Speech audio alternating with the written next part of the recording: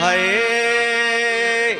अब इतना मीठ गावत ही राम सुमेर कैसे कि बाजे शायद करेजा हिले लागे। कहाँ यारा हरा बसावा कटाउले रे मोरे आलर जोगिया।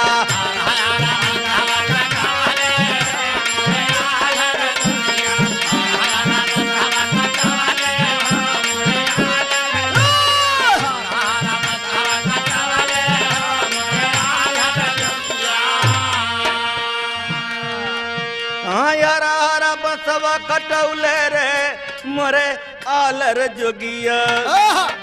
अब मीठ मीठ खीरिया खियौले रे मोरे आलर